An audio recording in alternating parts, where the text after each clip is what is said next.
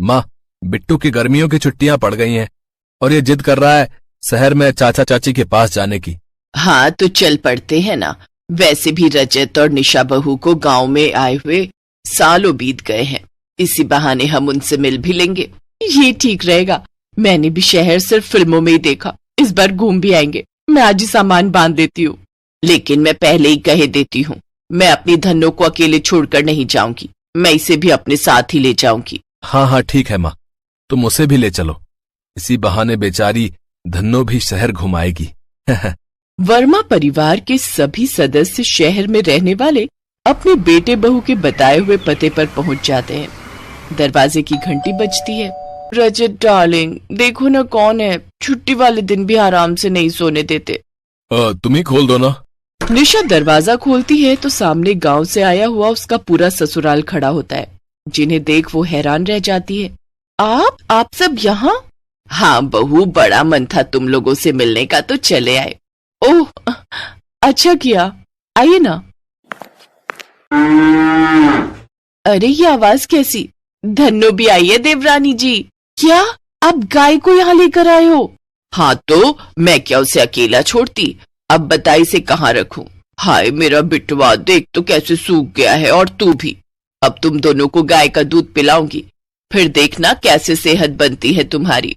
सासू माँ इसे सूखना नहीं फिट होना कहते हैं। माँ लाओ, इसे मैं बालकनी में बांध देता हूँ। फ्रेश होने के बाद सभी चाय नाश्ता करते हैं। उस फ्लैट को देखकर विमला कहती है, हे राम, इस घर में तो सीलिंग कितनी नीचे है।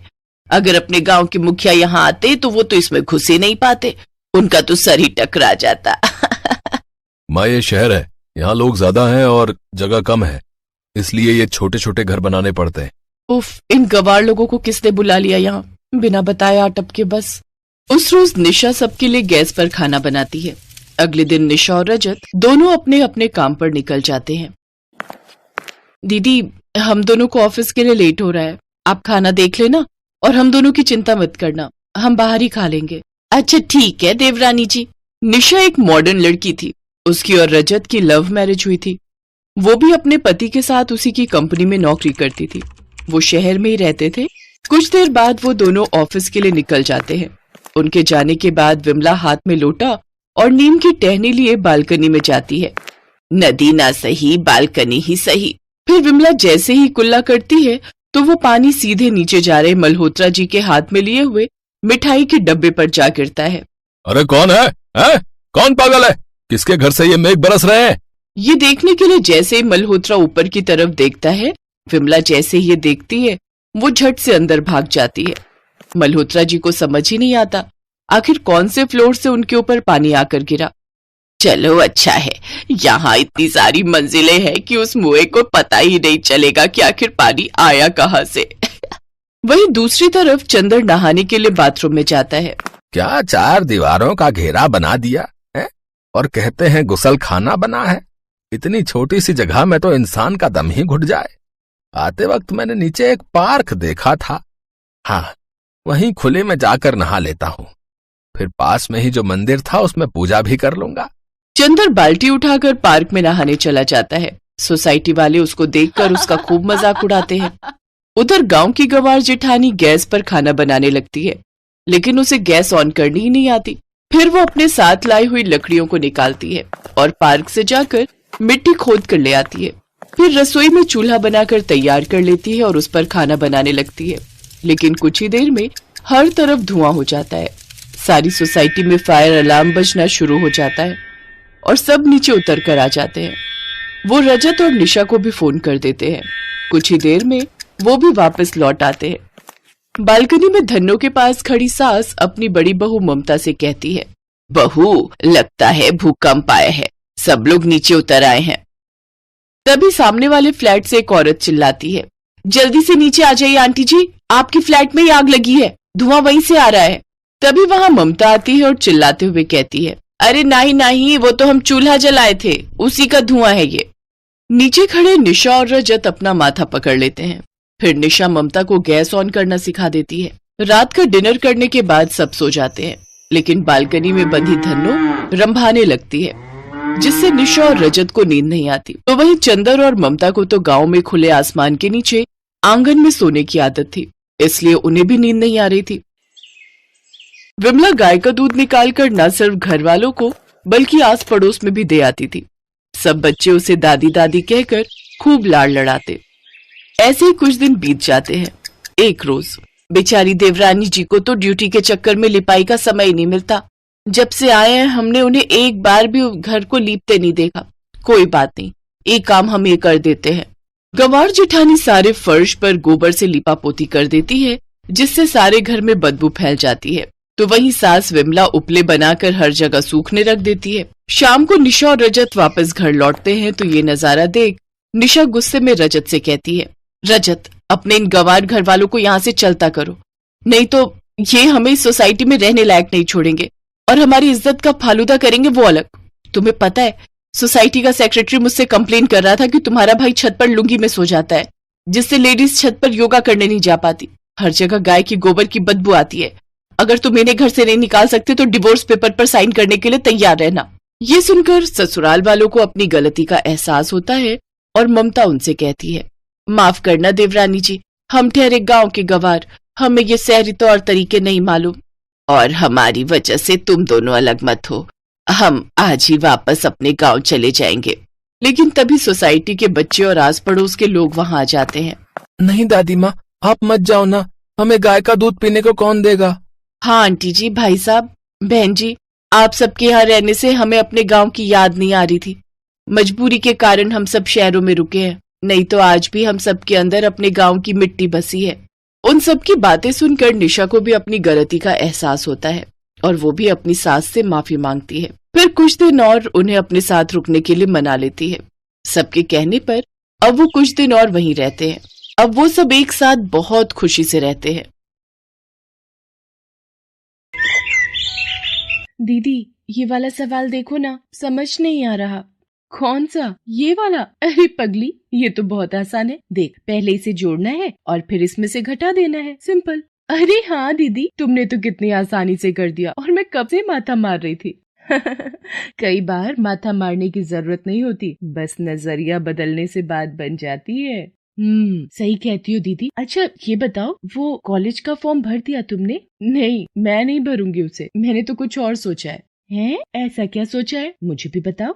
मुझे यहाँ गांव में रहकर नहीं पढ़ना। अपने गांव के कॉलेज में ना तो मेरा मनपसंद कोर्स है और ना अच्छे टीचर्स। मुझे तो शहर जाकर पढ़ना है।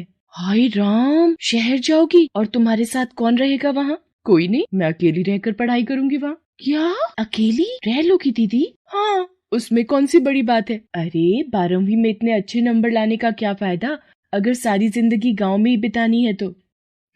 वो बात तो ठीक है दीदी, लेकिन अपने गांव का माहौल तो तुम्हें पता है ना। यहाँ लड़कियों को स्कूल ही बहुत कम लोग भेजते हैं और तुम शहर जाकर। बस इसी सोच ने तो बेड़ा गर्क करके रखा है। ये बात तो सही है दीदी। सच बताऊं तो मुझे भी शहर जाकर पढ़ने में कोई बुराई नहीं लगती, बस वहाँ के टिमटाम से डर लगता है। टिमटाम मतलब?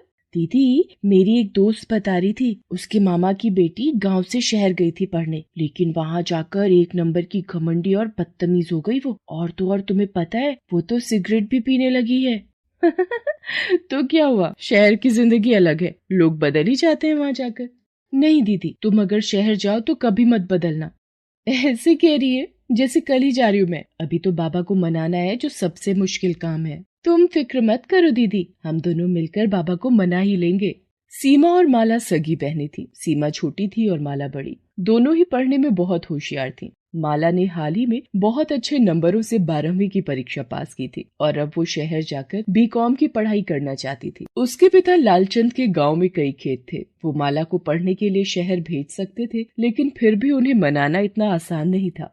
क्या शहर? ना बिटिया, जो करना है यहीं रहकर कर लो, वहाँ अकेली कैसे रहोगी? रह लूंगी बाबा, मैंने सब पता कर लिया है। कॉलेज का अपना हॉस्टल है जहाँ स्टूडेंट्स आराम से रह सकते हैं। सब कुछ बहुत अच्छा है वहाँ, मेरा यकीन कीजिए, वहाँ जाकर मेरी जिंदगी बदल जाएगी, सच में।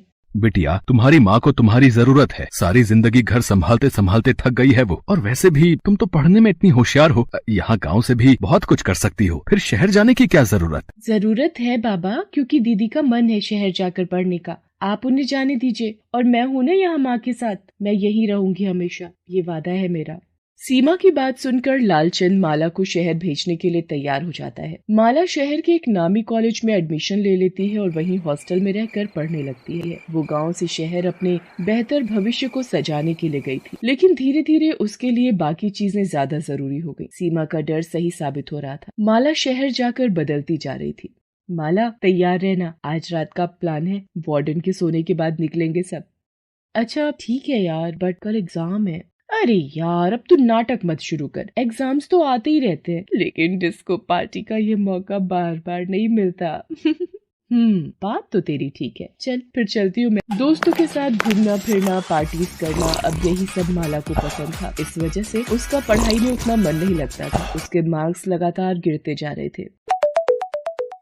दीदी मैंने नेट पर देखी तुम्हारी मार्कशीट, नंबर तो बहुत कम है दीदी। हाँ तो क्या हुआ, अगले सेमेस्टर में कवर कर लूंगी मैं। वैसे तूने ये बात बाबा को तो नहीं बताई? ना दीदी अभी तो नहीं बताई, लेकिन उन्हें बताना तो पड़ेगा ना, वो पूछेंगे तो। नहीं, उन्हें कुछ भी बताने की जरूरत नहीं है, मैं घर आऊंगी छुट्टियों में तो संभाल लूंगी सब। बस तू अपना मुंह बंद ही रखना, समझी? चल अब फोन रखती हूँ मैं, मेरे दोस्त बुला रहे मुझे। दीदी ये सब सही नहीं है, तुम शहर पढ़ने गई हो या ये सब करने? तू एक नंबर की गंवार और बेवकूफ है सीमा, ये सब शहर में रहने के तौर तरीके हैं, समझी? दोस्तों के साथ थोड़ी सी ड्रिंक कर ली तो क्या हुआ, कुछ गलत नहीं है इसमें। ना दीदी, जो गलत है सो गलत है, तुम वापस आ जाओ, तुम्हारा कॉलेज तो खत्म ही होने वाला है ना। तू पागल है क्या? मुझे गाँव वापस कभी नहीं आना। तो अब वहाँ रहकर करोगी क्या? तुम्हारे मार्क्स भी ऐसे नहीं है कि कोई अच्छी नौकरी मिल जाए तुम्हें। तो क्या हुआ? अरे सीमा, मुझे शहर जाकर समझ में आया है कि असल में ये पढ़ाई वढ़ाई से कुछ भी नहीं होने वाला। मैंने तो अपनी लाइफ सेट कर ली है। क्या मतलब?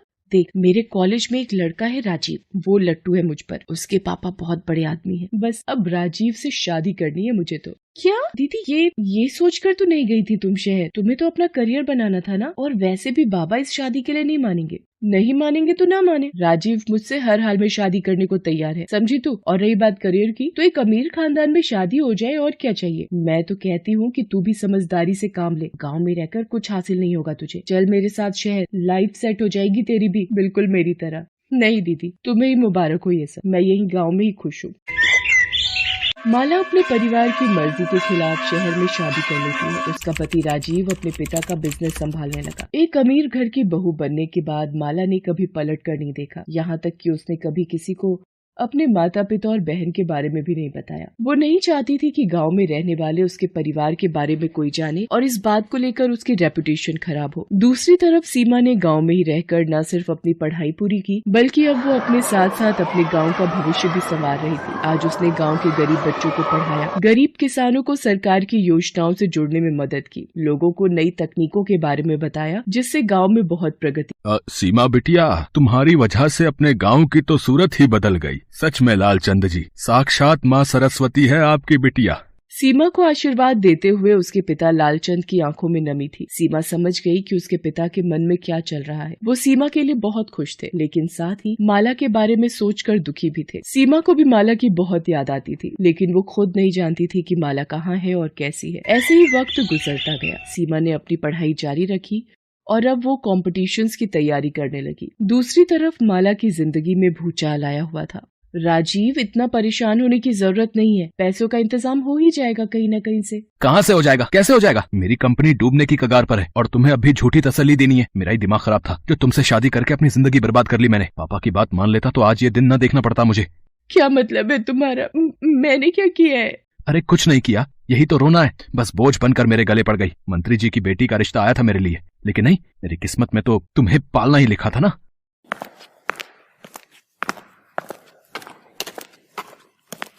माला, जल्दी से तैयार हो जाओ, तुम्हें मेरे साथ चलना है। लेकिन कहाँ? मुझे पता चला है कि अपने बैंक में नई मैनेजर ने ज्वाइन किया है। लेडीज है तो तुम्हारे बात करने से ज्यादा फर्क पड़ेगा। तुम कैसे भी उन्हें मना लेना। अब सब तुम्हारे हाथों में है, कुछ भी करके लोन माफ होना चाहिए, समझी? राजीव और माला बैंक समझते हैं। बड़ी मुश्किल से उन्हें बैंक मैनेजर का अपॉइंटमेंट मिलता है। राजीव बात करने के लिए माला को अकेले भेजता है। माला जैसे ही बैंक मैनेजर को देखती है, उसकी आंखें खुली की खुली रह जाती हैं। सीमा, तू? बैंक की नई मैनेजर कोई और नहीं बल्कि माला की छोटी बहन सीमा थी। दोनों बहनें इतने सालों बाद एक दूसरे के सामने थी, लेकिन अब सब कुछ बदल चुका था। सीमा पढ़ लिख कर बैंक मैनेजर बन चुकी थी और माला उसी बैंक की कर्जदार। सीमा ने फौरन अपनी कुर्सी से उठकर माला को गले से लगा लिया। माला की आंखों से आंसू बहने लगे, जिसके साथ उसका सारा घमंड भी बह गया। हालांकि वो चाहकर भी वो न कर सकी जो राजीव ने उससे करने को कहा था।